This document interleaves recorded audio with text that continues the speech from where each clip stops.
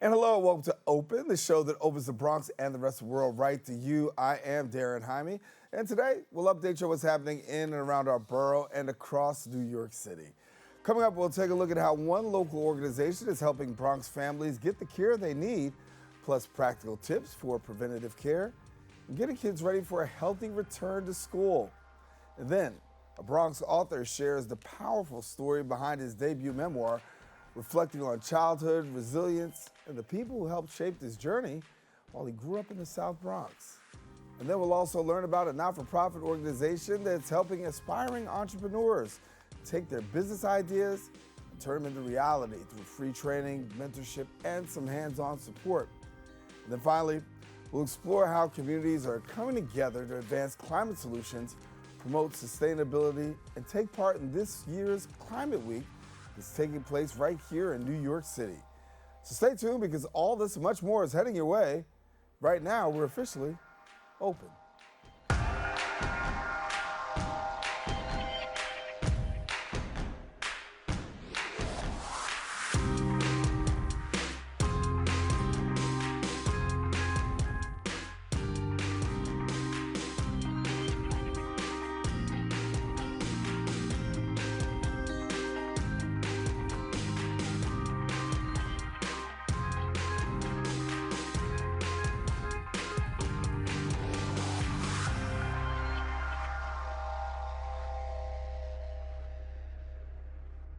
Hello, everyone. I am Darren Jaime. You're now watching Open, a program that brings the Bronx and New York straight to you.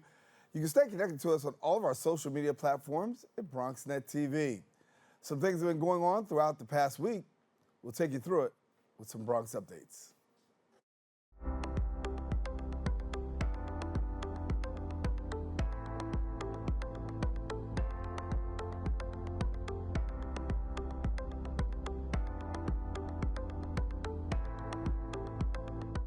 Well, we kick off today's show talking about health. Access to health resources can be a big difference in a community, especially for people who may not have health insurance or easy access to health care. Recently, a health fair in Tremont brought together some health organizations, as well as community groups and local residents for screenings, nutrition education, wellness activities, and even a major food giveaway.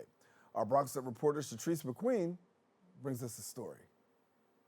Who said staying healthy can't be fun? On the block by Morningstar Full Assembly Church on Washington Avenue, Anthem Blue Cross and Blue Shield brought a health fair to Tremont with partners BCA Global and Gotham Food Pantry. We want to make sure that we brought the resources to the community, that they don't have to step outside of where they live. We wanted them to come down with their families, and as you can see here today, the community is out, they're learning, they're getting education. Hundreds of people came by the event. Alongside the food giveaway, the event featured healthy cooking demonstrations, nutrition workshops, and on-site resources for anyone who stopped by. We go uninformed a lot of the times, and this brings self-awareness to the community. Is there anything that you learned today? Yes, how to manage my blood pressure and get it a little bit lower. I also got into screening for the dentist as well. And for those who wanted a hands-on health activity, a rock climbing course was stationed at the end of the block. Around 20 organizations tabled at the fair, bringing vital information about health directly to the community, such as the Peer Alliance Recovery Center, a group in the Bronx that offers free recovery services to individuals looking for support. Any community event that takes place that we can be a part of, we like to be a part of it and engage and just provide the resources that we do have. We just want people to know that you can come as you are, no Medicaid or ID is required. These Anthem Health Fairs are held every couple of months and change location depending on the partner. But this month, with Morningstar Family Church and Gotham Food Pantry, they collected over 8 pallets of food to give away to the community. Members of the church also came by to enjoy the fair and to lend a hand to their community. We're actually volunteers, so we came out to help give back. It's really nice for us to really come together, and that it really does take a village, and you don't have to do it on your own. It is vital to be aware of accessible health resources, and continued support for events like these ensure people are informed on what is available in the Bronx. 450,000 people in the state of New York right now, as we speak, don't have health insurance. Anthem and many other organizations that do this job are needed in our community. Everyone in this community is climbing towards a better Bronx.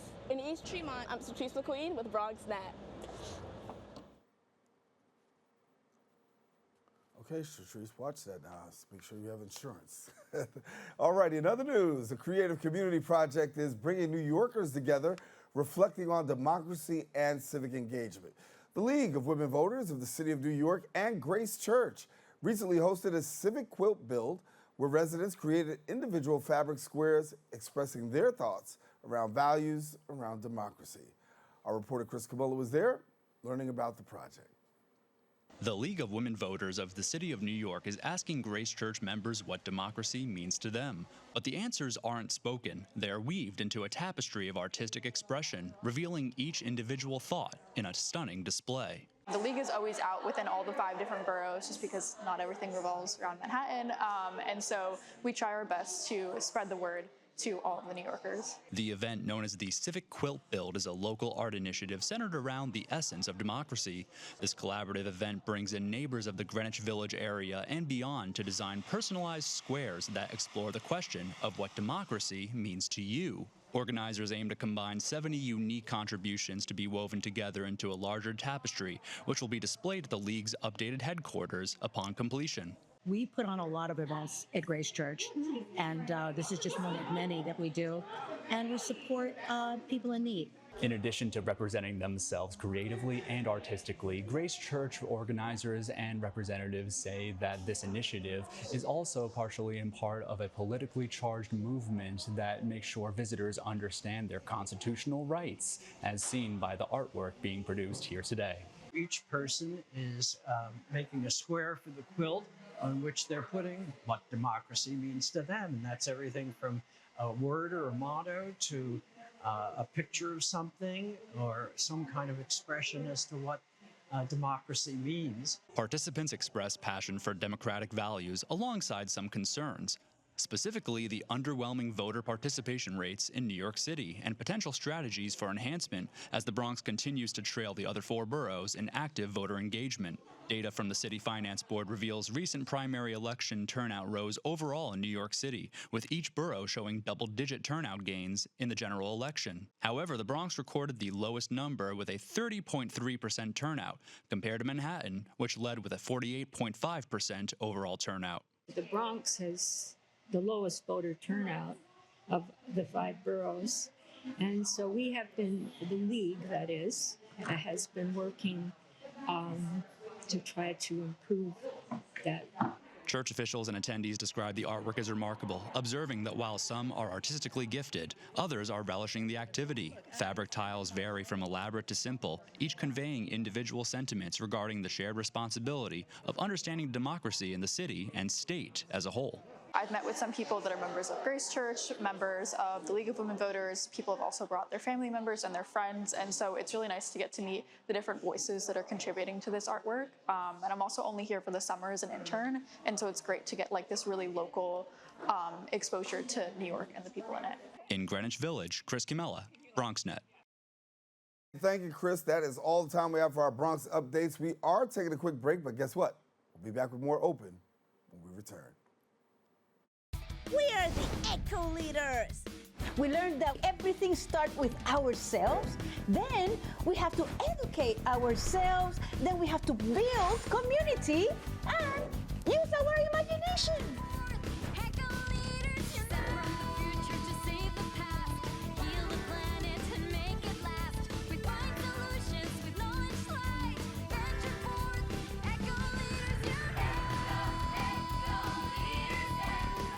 We're gonna start the show right now. This is my favorite part.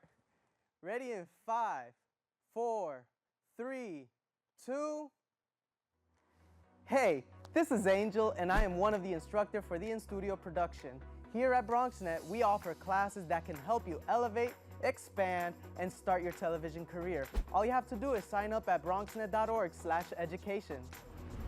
For the past 7 years, I have been in various productions, spanning from talk shows, independent films, news reports, art displays, teachings, musical performances, and many more. Ain't that right, Angel? Yeah, you're absolutely right, Angel. There are a lot of creative individuals that we're just waiting to sign up for the class. And if I may, can I also express thank you, Angel. That's all the time we have left. Visit bronxnet.org/education and become a producer by taking the course. The class I offer is also in English en español y también bilingüe. Nos vemos en la próxima clase. And we're back. Access to quality health care is an important part of helping children and families stay healthy and thrive. But knowing where to turn for care and preventive services sometimes can be a challenge. For more than 150 years, the New York Foundling Hospital has been supporting children, adults, and families, providing individualized care and connecting people with the services that meet their needs. Joining us now to share more about their work is Dr. Delaney Gracy, who's the Senior Vice President of Medical Services at the New York Foundling. Dr. Gracy, thank you so much for being with us. Good morning. Thanks for having us. Thank you. So when we talk about the work of New York Foundling Hospital, for somebody who may not be so familiar, why don't you give us an inside look? So as you said, it's a human services organization. We've been around for 150 years, but we reach people through a lot of different programs. So we definitely have the medical services. That's my space over the pediatrics and the medical services. We have multiple health clinics. But we also have group homes for people with developmental disabilities. We have day programs for people, educational outreach, advocacy. We have some new screening programs where we're even connecting people to food, housing, insurance. So we really try to look at the whole person. Right. And no matter who you meet first, we try to think of you, what do you need in the context of all of these things? What does your family need, and what else can we do for you? So somebody comes through the front door, obviously access to health care is really critical these days. And so coming through the front door, what can they expect? Well, it depends on where they start, but wherever they start, they're going to meet somebody who is warm and friendly and wants to know them as an individual and help them find what they need that aligns with their goals. So certainly if you come through healthcare first, we would love to see your children, do the comprehensive healthcare for them, the screenings, the chronic care management. But as I mentioned, we'd also see, do you have nutritional needs? Do you have housing needs? Do you have asthma that's exacerbated by mold or a problem in your home? And then we would connect you with those things. Or if you need insurance support, we have people that can help you with that too. I talk about coming through the door because reality is a lot of people sometimes don't come through the door. And when they do come through the door, sometimes it might be a little bit too late in the health journey, right? So let's talk about preventative health care and the work that you're doing there in terms of that area. Sure. Well, and with back to school time, it is definitely the time to be thinking of that. And we think it's really important that you don't wait until you have an emergency. We need to see kids regularly at every developmental stage because we're doing different things for them. I mean, certainly we're identifying and addressing problems that they have or concerns that the parents have or illnesses that they've had, but we're also looking at development, coping, anxiety, behavior, and anything else that they want to bring up. And especially when you're talking about older kids and teenagers, they have their whole own set of questions and concerns and priorities that we want to make sure those are completely factored into the plan also. You talk about older kids and teenagers. I mean, I think about my son's past this time right now. He's graduated, he's good. But I remember going back to school, that was very important, and trying to get them on a routine. How do you get your child back on a routine? And one of those things really centers on sleep, right? And sleep can be a real issue. How do we help as a parent after having this beautiful summer and hopefully for most of them a good summer and broken sleep schedules to really start to get into that rhythm so that way they can get their education? As you said, the habit is a really important part. So probably they didn't have as much consistency over the summer. So Right. starting to ease into that, several weeks before school starts helps. No phone in bed, no phone at bedtime. The light from the phone actually interferes with some of your brain chemistry that you need to be working correctly to fall asleep and stay asleep. So it's important to help them break those habits and for us to do the same for ourselves as well. And for others, I want to talk a little bit about the healthcare and concerns that are out there. What are some of the more prevalent healthcare and concerns that we're seeing coming through the doors? Well, we do have, we see a high-risk population. We have a lot of kids who have trauma in their background. We try to see everybody with a trauma-based and evidence-based approach. So we make sure that we're comprehensively screening people. We're creating an environment that people are really comfortable in so they can ask questions when they're ready to talk about the things that are on their mind and that are the things that are important to them.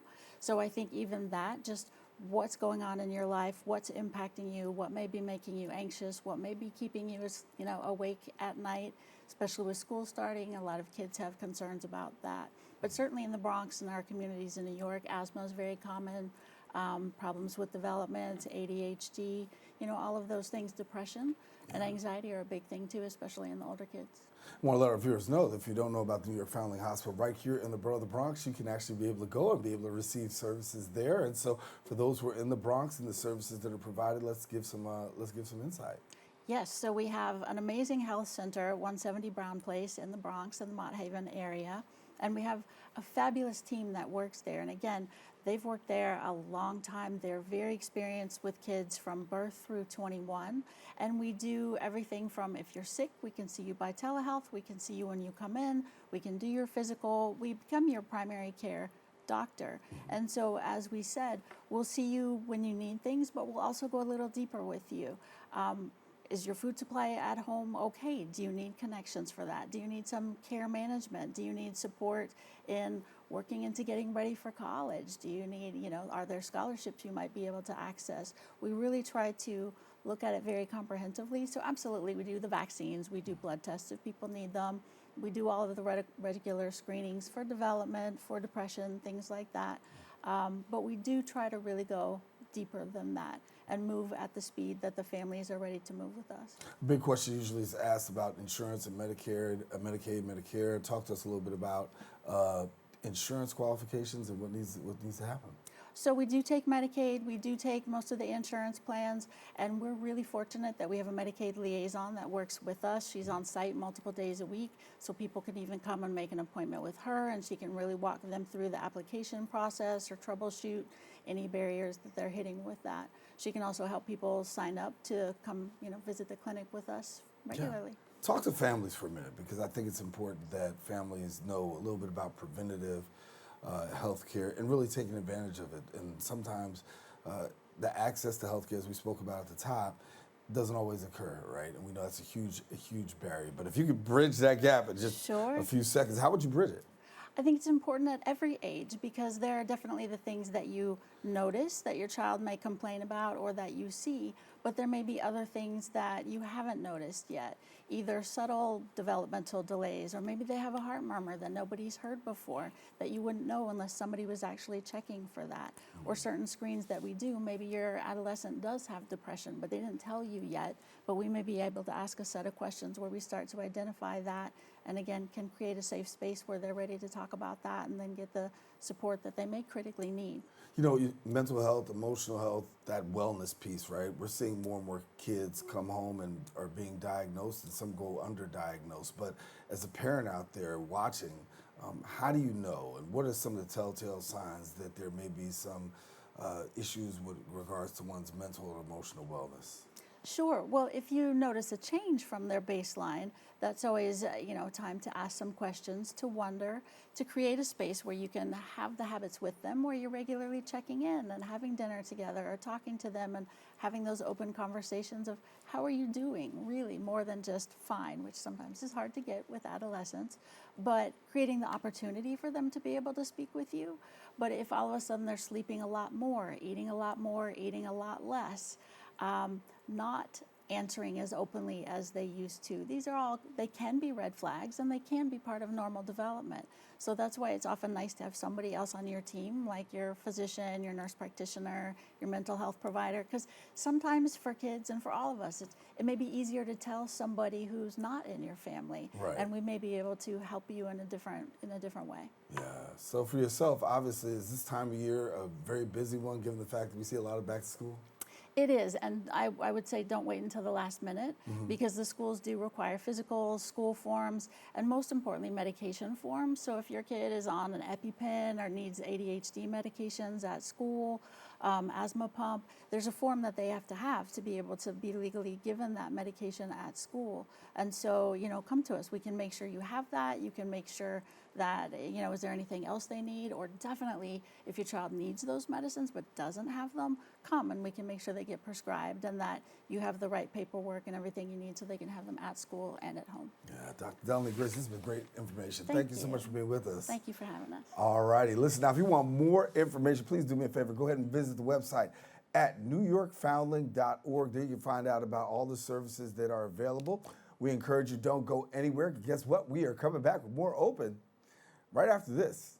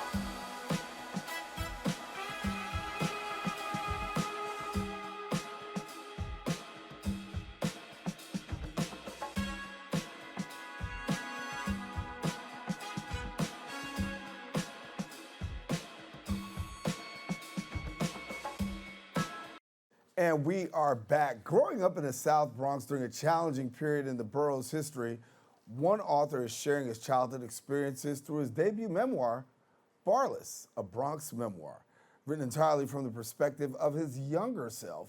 The book explores poverty, the child welfare system, loss, and the people who helped shape his life. Through his story, he hopes to preserve an authentic portrait of the South Bronx and highlight the resilience found within its communities. And join me now to share more and talk about his new memoir and the journey as a first-time author, Anthony Aleman, who is the author and founder of Barless Press. Thank you so much for being with us. Thank you for having me. Listen, man, tell me about this here, because we were talking before. It's that this came in 6 months, but it's really more of a life's journey. Absolutely. My wife challenged me originally to write the book. She was working and I was out of work, so it made me feel like I was doing something, right. You know? But then it quickly turned into my inner voice that I had as a child popping up saying, you're not gonna be able to do it. You're gonna do this? Mm-hmm. You're gonna write a book. And that just turned into a passion that I haven't had in a while. It burned a fire in me to say, yeah, I'm gonna write this book. I'm gonna tell my story. Right. And telling story is always important, I think, these days, right? Because the story gives history, the story gives context, and your story is a story that talks about resilience, the borough, how you grew up, what shaped you. When you got down to the nuts and bolts of it, what is it that you wanted people to really capture? When I finished the book, I found myself asking one question. That question was, why am I the way I am? Just look inward to see. It's really what I want people to take away. Yeah. So you talk about the Bronx, right? And you describe it from somebody who lived it every day, and as opposed to somebody who lives through like stereotypes and headlines, right? How did you see the Bronx? The first 12 years of my life, I was isolated in a Bronx tower. So I really had no communication with the outside world, and I really had no communication with or understanding of identity. So I had no idea what the city was. It wasn't until I got adopted and put into the street that I realized how beautiful this dark place could be. And you also talk about a family that took you in, right? Yes. And at a meaningful point of your life when you were going through, how did this family, pretty much adopt you? When I lived with my mother before I got adopted, I was severely bullied, and I lived in neglect. When I would walk to school right across the street, there was this family that was in front of a bodega. They would chill under a stoop all the time. Mm-hmm. I would pretend to be on the payphone, and I would watch them every single day. They were like the coolest people. I just needed to be with them. So one day I gathered up the courage and wrote a poem to one of the girls that was there, asking her out. And she said, yeah. And they accepted me in, and everything else was history since then. And as you share in your book, you talk a little bit about the poverty that went on in the South Bronx at that time, in the Bronx. You know, the neglect and the things that you experienced. How did that shape your journey growing up? Because the Bronx is a whole lot different today than it was growing up in your time. Absolutely. It had me withhold myself from my true potential. My whole life, I felt like I had limitations put on me, but I didn't know who put them on me. It wasn't until I wrote this book, looked back on my life, and realized, oh, I'm the one who put myself in this barless prison. It's me. So poverty made me a survivor, but it also held me back. And so growing up in this environment made you feel constricted, made you feel like you had limitations on your life? You know, when you go through school getting bullied, you learn that hiding is surviving. Right. Then when you leave school and you go to a house of waste and filth, you learn that a bad situation is okay. So as you take that into your adulthood, you're fine with the crappy situation you're in, you're okay with it, and you learn to shrink and never make yourself more. So what became the turning point for you? I've always had an inner voice, an inner critic. You could think of it as a volume dialed up to 20 when your conscious is dialed down to 2. Always telling you you can't, always telling you you're less than. I got to the point that I got sick of it, and I wasn't gonna allow my defense mechanisms that I put up as a child to control who I was. So I took challenge and I decided to fight myself. So you take the time to write about truth, and you want people to know the truth. And sometimes you even said in your work that, you know, the truth may be ugly, but the truth is going to be told. Yeah. And for yourself, what's that truth that you want to be taken away? The world could be an ugly place, but it's up to you and only you to pull yourself out of that. My whole childhood, I've had social workers asking me if I was okay. I've had my brothers, I've had nuns, and I always said, I'm fine, I'm fine, I'm fine. But the truth is, I'm not fine. I had to be the one to accept myself. So no matter who's knocking on your door, they ain't gonna be able to come in unless you let them in. And as readers take this book and they, you know, go through it and they come away, everybody wants to come away with a major point. What's the major takeaway that you want people to have when they read your book? I would like for people to just ask themselves, has my childhood survival formed my adult identity? And for you? Absolutely. And I'm working every single day now to correct the things that I find wrong. Maybe like antisocialness. I'm an introverted person. I would never be here. Okay. But here I am, I'm taking control, and I'm learning that I'm not an introvert. You know, it's just something that I told myself my entire life, and I need to put myself out there. Is seeing the Bronx today the way that it is a little bit more of a liberating thing? I gotta be honest with you, yes. I'm sitting in front, I got here about an hour early. Congratulations. I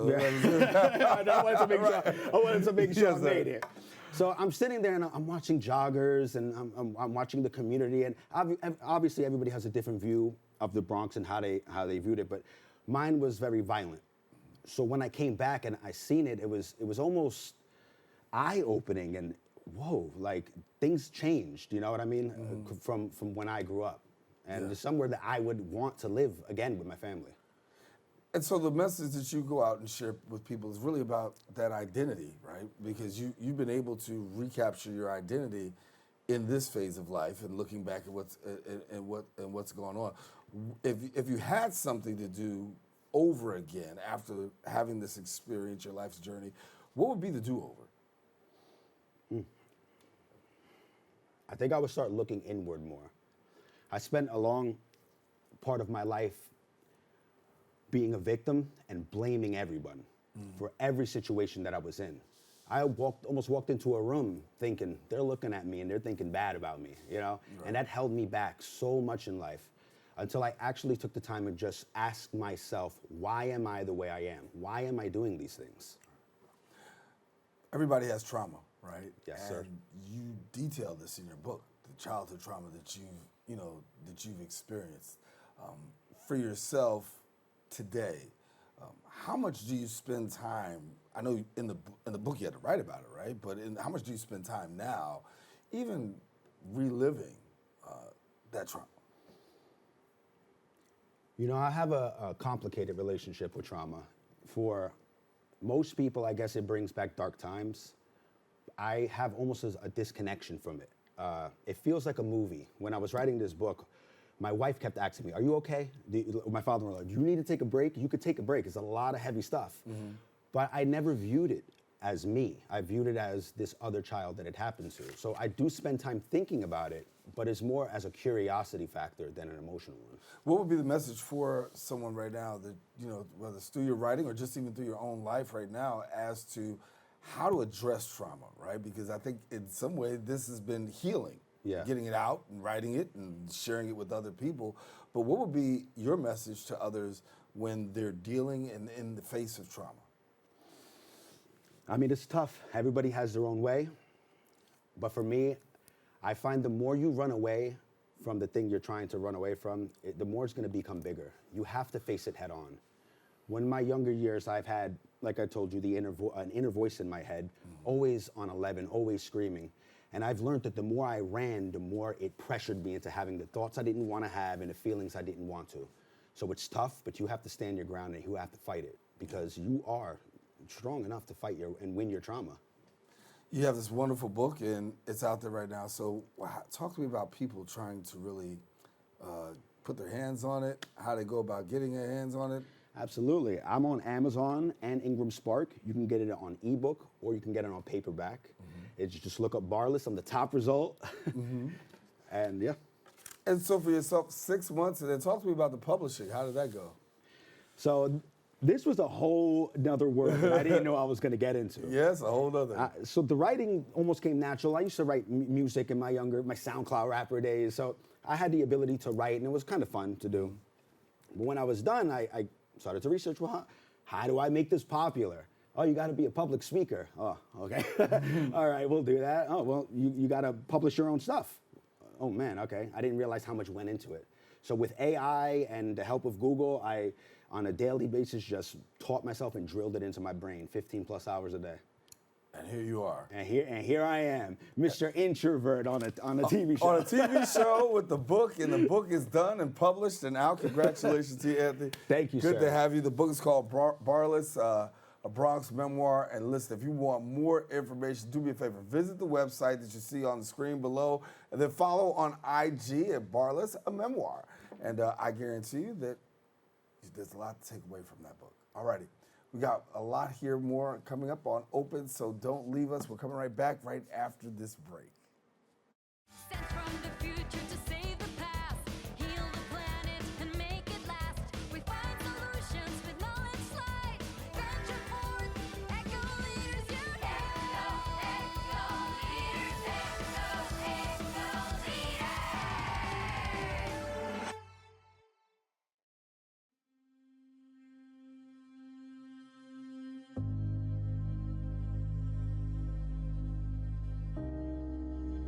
Only 57% of New York City high school students are college ready by their senior year.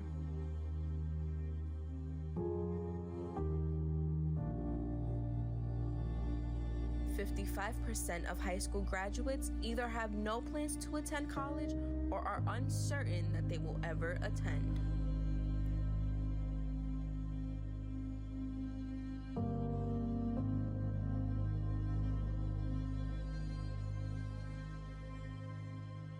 .34% of young adults don't go to college because they can't afford it.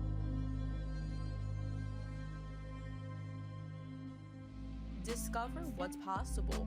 Bronxnet's education programs, internships, and opportunities help engage and inspire Bronx youth and beyond to pursue their passions. Be a part of the Bronxnet family. Whether you're interested in our shows, joining a class, or donating to support our mission, visit bronxnet.org to learn more. Starting a business requires more than just a great idea. How many of us know that? Many entrepreneurs need access to the right tools, training, and guidance to turn their visions into sustainable businesses. For nearly 60 years, the Workshop in Business Opportunities, also known as WIBO, has been providing free entrepreneurship education, helping small business owners develop skills in areas like business planning and long-term growth.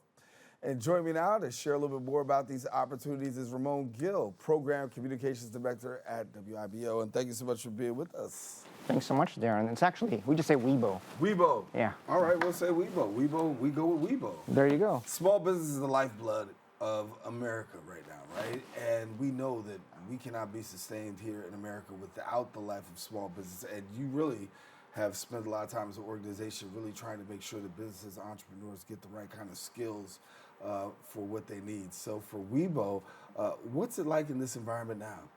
Well, especially with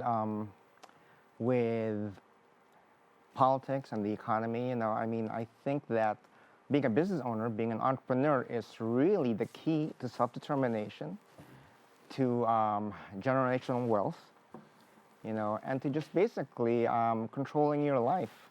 You work for somebody else, you work for a company, you don't know, you get laid off, you get fired, whatever. When you're a business owner, you are in control.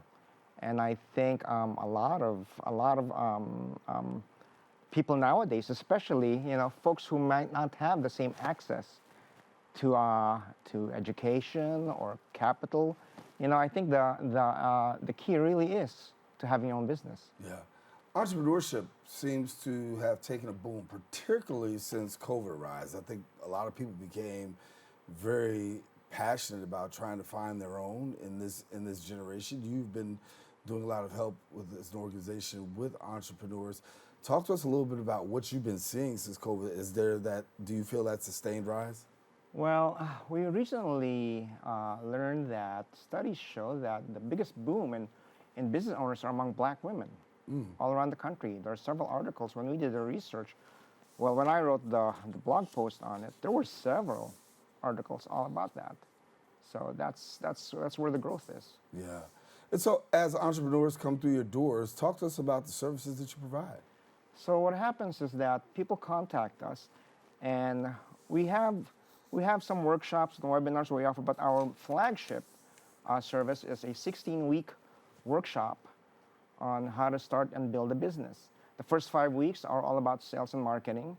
The second 5 weeks are all about finances, which is the most important part of your business. You have to know your costs, your break-even, your P&L, and stuff like that. And the last 5 weeks are a mixture of taxes, HR, elevator pitch, things like that. Taking the WIBO journey, we see a little bit about that right there as our viewers are seeing it on screen. You trained more than 18,000 entrepreneurs. We were founded in Harlem in 1966 by Walter Geyer and Mal Woolfolk. At that time, it was the 60s, right? There was a lot of strife going on. And what Mal and Walter realized was that a lot of Black businesses were failing, not for lack of effort or not for lack of capital sometimes. It was just for lack of knowledge. So they launched this 16-week workshop, the first in the country offering this kind of training to the public. And so we've been doing it since 1966. We have cohorts in the Bronx, in Brooklyn, Queens, Manhattan, Harlem. So and very typically we would have multiple cohorts going in one semester, or in the fall or the spring. So after 60 years, that's a lot of alumni. A lot of alumni. And it's important to mention that the work that you do is actually free in some sense. A lot of our one-shot webinars are free, but the course itself is not free. There's a very small fee for a 16-week course. But we find that people have to have some skin in the game. Right. Because if they don't have any financial investment into the course, we find that people don't take it as seriously. And for those persons that do take the course, what do you measure as the impact and the sustainability that comes out of that? I think the biggest measurement we use is if they've started a business and if they still have their business. We collect alumni stories all the time for people who have had business. People have taken the course here in New York, moved to other states and have businesses. I myself and my wife are both graduates of the program. I had a marketing company for 10 years before I started doing startups. My wife still has her daycares actually. So yeah, so it's really the success of our graduates that we measure by. So. If I'm an entrepreneur right now watching the show saying, you know, this is what I want to do. I want to take it to the next level. What are some of the things I need to know, either coming to you, coming through the door? What are the things I need to have in place even to be able to take these first steps? Well, what we find is that you're more successful if you already know what your business idea is. It is not as useful for somebody who still doesn't know what they want to do, who are just playing around or curious about becoming an entrepreneur. But we do offer a free workshop on crystallizing your business idea. So yeah, you should have definitely, you know, your business idea already. You know what kind of business you want to do. Anytime you talk business, you got to talk about sustainability, right? And being able to last. Unfortunately, some businesses, they get a good start. Next thing you know, they're gone. And that's when our sections on finance come in, because we teach you how to not only figure out your costs, but figure out what your break even is and figure out how to maintain your cash flow. And for a business that makes those mistakes, what are some of the common mistakes that you see that cause them to either close their doors or just, you know, pack it in? Usually they're not managing their money very well, their capital. We have one gentleman who has a special effects company. And when he took the course, he had already been in business 8 years. And what he said was that after he took the WIBO course, he learned how much money he was losing. And now he's one of our instructors.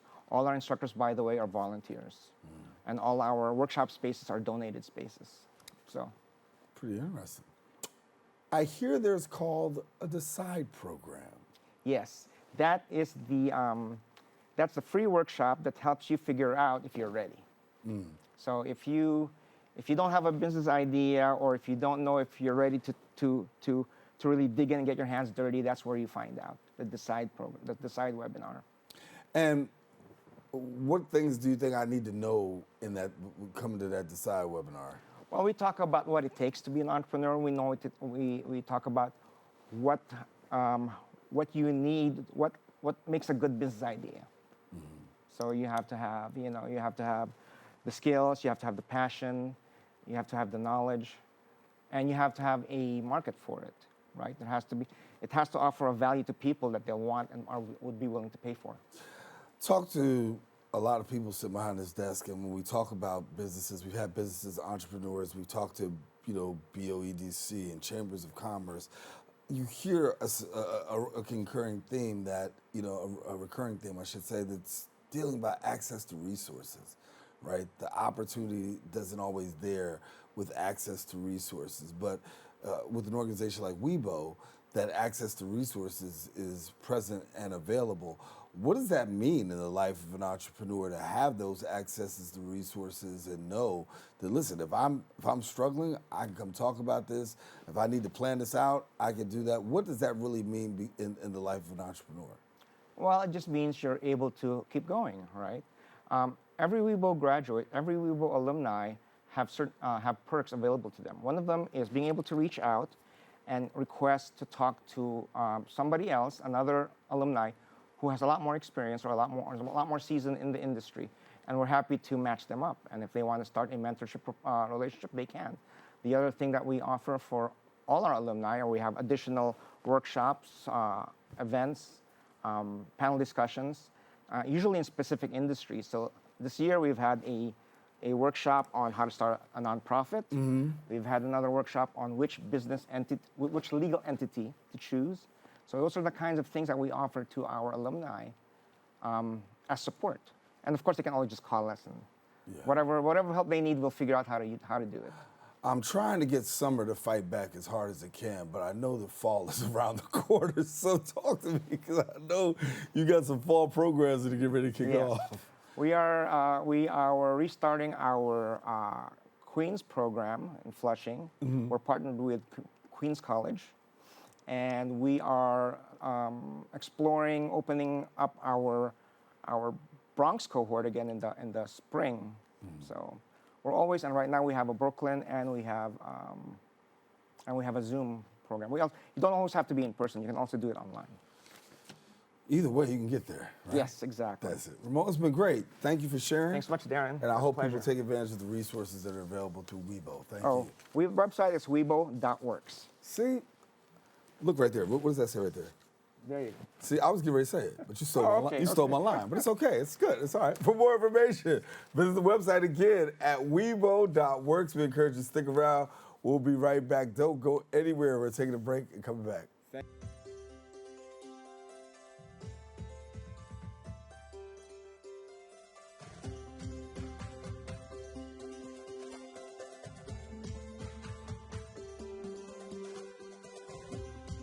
There's a new channel to explore, and it's bringing the classics back to life. During the day, relive the Bronxnet originals that sparked conversations and built community. At night, dive into the hip-hop throwbacks that defined a generation. One destination, two powerful lineups. Now playing on Optimum Channel 952, Fios 2138, and streaming at bronxnet.tv. BX Legacy, where history meets the moment.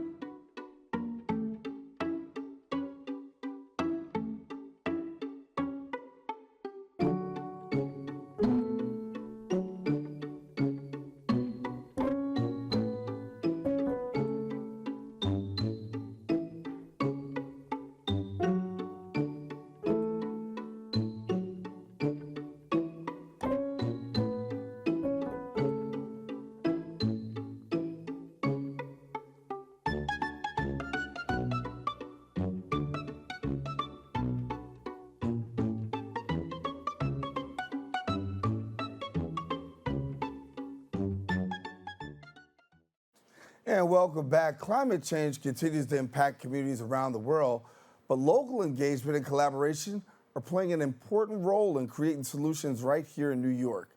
The New York Climate Exchange brings together leaders from different sectors to advance climate innovation, education, and some community initiatives. Ahead of Climate Week NYC 2026, the organization is preparing a series of events across the city, highlighting climate data and urban resilience. Joining me now to share more, we've got Andel Koester, who is the Director of Community Initiatives at the New York Climate Exchange. And Andel, thank you so much for being with us. Thank you. We hear about climate change, climate exchange, right? I got it right. Climate change across the world, right? I mean, obviously, it becomes more and more a national topic, more and more a global topic. But then here, locally, you have the ability to kind of like bridge the gap and bring it from the local and from the global and the national really to the local. What are your, talk to me a little bit about the organization, how it actually bridges that gap.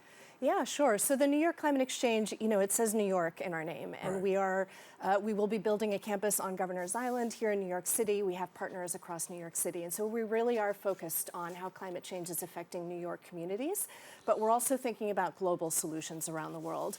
New York is a city like many cities around the world, and some of the impacts of climate change that we see here, like flooding, wildfire smoke, extreme heat, are issues that we're seeing in many other geographies. And so there's a lot that we can learn from each other, which is where the exchange part of our name comes in terms of exchanging ideas, solutions, and really unlocking collaboration. Having that conversation about climate change is really critical. I think for a lot of people, we become more and more familiar with climate change as we see certain things happening, right? So you talked about the fog and the smoke, and for a while, New Yorkers didn't have to worry about seeing that, right? Now we see it, it's very prevalent, and people are talking about it. From your lens, are people having these discussions about climate change more and more? I think they are, but I think not enough. You know, climate change, the reality is it can feel really scary. We can experience it at a very local level when our street floods, when the subway floods, when it's hard to get to work, when there's smoke in the air. But it can be hard to think about, what do I do about it as an individual? And so we really think it's important for folks to have a sense both of the larger issues and how these things add up, but also what they can do in their local communities, how they can band together as neighbors to keep each other safe and work for solutions. So we got Climate Week coming up in September, and we hear about it here in New York. Talk about Climate Week and what goes on. Yeah, so Climate Week is a really great opportunity to have exactly some of those conversations. So New York Climate Week came about, it's meant to coincide with the meeting of the UN General Assembly, and it was originally meant to bring climate change issues to the attention of international leaders. But really now, Climate Week is for all New Yorkers. So you can go to our website, newyorkclimateexchange.org, nyclimateexchange.org, and you'll see some of the events that we're leading, but there are really events all over the city. In particular, I'd like to call folks' attention to an event that we're having on the last day of Climate Week, September 26th. We'll be having a climate change pep rally on Governor's Island. And I know it sounds a little conflicting. We're talking about climate change, which is not a good thing, and having a pep rally. But we're really trying to get New Yorkers excited about what they can learn about climate change and the solutions they can build in their own communities. Yeah, New Yorkers, we're always in the hustle and the bustle, right? And we're always moving and shaking, but really awareness is key and critical. As an organization, how do you feel that you're landing with New Yorkers, particularly when it comes to this issue? Yeah, so one of the things that we're really focused on is education, because we understand that young people are very aware of what's happening in their lives, and they're very anxious about how they can respond both in their lives today and what kind of world they're growing into. And so we've had a lot of success. We're a pretty new organization. We've only been around for about 2 or 3 years. But we've had some success in some of our early youth education projects. In particular, last year, for example, we worked with 2 of our nonprofit partners, Solar One and the Variety Boys and Girls Club of Queens, to work with some high school students who live out near the Variety Boys and Girls Club to build a mobile solar unit that also had an air quality sensor. And it does a couple of things. It taught them about sort of electrical engineering, how to build a solar panel, how solar energy works. They also live in a neighborhood that has really high rates of asthma, and that's because of the power plants in the neighborhood. And the air quality sensor helped them learn about what that looks like. And one of the most wonderful things to me was hearing from one of the students afterwards that thought, I think where my family comes from in the Dominican Republic, we could put solar panels on everyone's roof, and wouldn't that be amazing? And maybe that's something I want to do with my career. And so that's the kind of uptake that we want to see, is really helping people see what solutions they can generate in their own lives. And when they see these, they become a little bit more passionate, they become more involved, and then honestly, you've got somebody else who can talk education and then also awareness. One of the things we talk about here in the Bronx is environmental justice, right? That continues to be at the forefront of a lot of people's minds, right? We talk about whether it's the Hudson River or things that are happening. Talk to us about environmental justice. What does that mean to you? Yeah, I mean, environmental justice is the notion that there are certain communities, in particular in the United States, Black communities, brown communities, that have suffered from historic disinvestment. They don't get the right investment in infrastructure, they don't get the right social services, hard services. And what that means is that when it comes to climate change, these climate change impacts affect those communities even more than they do other communities. So we see this in New York. It's not a coincidence that, for example, communities in and around Jamaica Bay and Queens are flooding more than other neighborhoods. And that's because it's a historically Black and brown community with low levels of investment. There's been a lot of infrastructure development that hasn't responded to how climate change is happening. We see it here in the Bronx with really high rates of asthma from air pollution, from the way the freeways have been routed. And so working towards an environmentally just future means taking into account not just the impacts of climate change, but how those affect certain communities more than others. As you look towards the landscape of the future, what do you see as some of the initiatives and things that you want us to pay attention to, as well as the priorities that you'll be working on? Yeah, so I think some of the things that we need to pay attention to is both what's happening at a large scale and what's happening in our neighborhoods. So some of the things that we need to pay attention to at a large scale is what are our lawmakers and policymakers doing to confront climate change at a systemic level? Are they investing in green energy? Are they upgrading our stormwater and other infrastructure to respond to the reality of more flooding? But also some of the things, the reality is that climate change is happening so fast that we need to develop solutions in our own communities. So one project that I'm really excited about that I'm working on is out in Jamaica Bay in Queens. We're working with some partners at Georgia Tech as well as the Waterfront Alliance here in New York to develop an AI-based tool that will enable community leaders to understand flood risk at a very, very local level. So what's the flood risk to this intersection that everybody crosses to get to work? What's the flood risk to the hospital where everyone gets medical care? and also to test different kinds of solutions. Is it a matter of elevating the intersection in some way? Can we put in rain gardens in our community to absorb some of the stormwater runoff? And so taking those small scale solutions that communities can take on as well as these larger scale solutions is really important and something that I'm excited about. Just thinking about Jamaica Bay and thinking about out there, I thought about Hurricane Sandy, you know, that a lot of us in New York, we walk around with this air of invincibility, right? That we think that but that Hurricane Sandy really proved to us that we really need to pay attention to the climate, what's going on and how do we do it. But unfortunately, you know, after things go back to normal, there seems to be like this drop off. How do we keep people engaged and involved when it comes to education awareness, when it comes to Yeah. So it's a little bit of both. I remember Hurricane Sandy very vividly. You know, I grew up in Houston. I grew up thinking about hurricanes, and none of my friends in New York thought it was a thing they needed to be worried about. Right. So the impacts of a superstorm like that, with the storm surge and the really intense storm flooding, are really critical to keep in mind. But it's also what we're seeing day to day. You know, I think we've all gotten almost weekly Notify NYC alerts this summer. Every time it rains, there's a risk of flooding. So these are risks that we're facing both from once in a generation or once every 20 or 30 year storms, but we're also facing them every day. And so I think that's a way of folks keeping in mind that these are things that we have to think about in the long run as well as in the short term. If a person's just getting started and they're just like, you know, okay, I'm interested in finding out more about climate and things of that nature, where are some places they can go to really get that information? Yeah, you know, our state and local governments are really good at putting out information about what's happening from climate impacts, as well as I want to shout out to New York City Public Schools, which are doing a really great job of developing some curricula around climate change. For example, this summer we participated in the Youth Climate Summit on Governor's Island, which is something that the New York City Public Schools does once a year for high school students on Governor's Island. And they get to learn about the scientific effects, impulses of climate change, as well as some solutions they can deploy in their homes and in their schools, like composting, recycling, taking public transit. Yeah, and Del, thank you so much for coming and sharing with us. I mean, I think it's a lot that we need to pay attention to, and through organizations like yourself, you know, really we can pay more attention, but not just get the education, but the awareness and make a difference, which is what really we want to see people do. Yeah, we're all in this together. That's it. Thank you so much for joining us. Thank you. All righty, listen, now if you want more information, please visit the website at nyclimateexchange.org.